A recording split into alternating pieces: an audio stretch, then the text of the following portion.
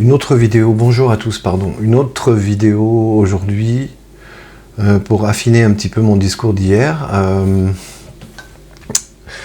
Alors il faut bien dire aux paysans, hein, je crois, en tout cas moi ça sera mon discours, il faut bien dire aux paysans, on veut bien vous défendre les gars, mais pour que l'État n'abatte plus ces pauvres vaches, néanmoins on refuse qu'à la place on nous vaccine toutes nos vaches, parce que, une fois de plus je me répète, parce qu'on n'a pas envie de bouffer des médicaments en mangeant nos vaches.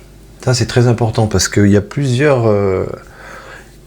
Voilà, il y a plusieurs mouvements à l'intérieur du mouvement paysan, et il y en a qui disent « Oui, arrêtez d'abattre les vaches, et puis vaccinez-les, tout ira bien. » Non, non, ça c'est un piège.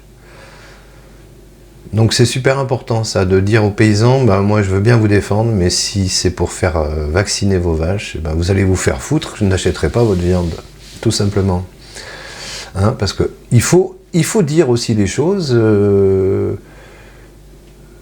Les agriculteurs, je ne les appelle pas les paysans ceux-là, mais il y a certains paysans qui sont devenus agriculteurs qui ne se sont pas gênés pour bien nous empoisonner depuis des années. Hein.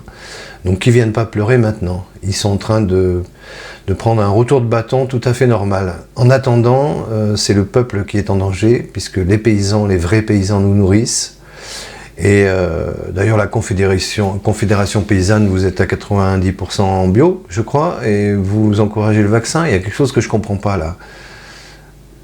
Donc il serait temps de changer ceux qui sont vos représentants, parce que c'est n'importe quoi.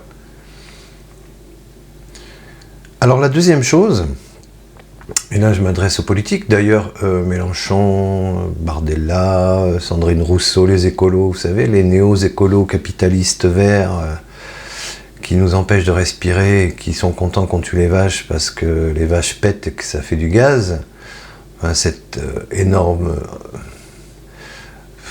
tartufferie climatique, ils sont où? Les LR, tout ça, ils sont où? Ça c'est pareil, c'est une... Alors ils font des petits discours par-ci par-là sur les trucs télé, mais ils sont pas sur place. Parce que si Mélenchon demain ou Bardella ils vont sur place, les flics ils taperont pas sur ces gens-là. Vous savez, parce qu'eux ils font partie de la haute, donc on les touche pas. Donc vous qui êtes à la base des LFI, des RN et compagnie, mais mettez la pression là. Il faut qu'ils aillent sur le terrain ces gens-là. Vous savez, ceux qui votent l'inverse de ce dont le peuple a besoin, quoi. Tous ces députés, alors je sais pas, peut-être qu'ils sont achetés, peut-être qu'il y a des trucs un peu cachés derrière, on leur dit tu votes ça, sinon on dévoile des trucs, ça c'est connu. Des petits carrefours avec un petit bac chiche derrière, etc. Tout est pourri de toute façon. Non, mais il faut qu'on s'effondre, mais pas qu'on crève de faim quand même, parce que là ça serait un peu emmerdant. Donc je vais revenir au ministre de l'Intérieur. En France, on n'agit pas comme ça. La police française n'agit pas comme ça. Donc je demande une fois de plus aux politiques, tous bords confondus, de demander à notre ministre de l'Intérieur quelles influences il subit pour utiliser de telles méthodes. Ces méthodes-là ne sont pas françaises. Elles viennent d'un pays étranger.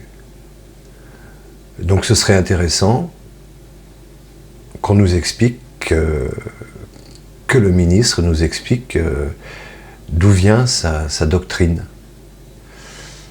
Voilà. Ça éclairerait beaucoup de choses. Mais bon, c'est un autre sujet. C'est tout pour aujourd'hui. Oui, dernière chose.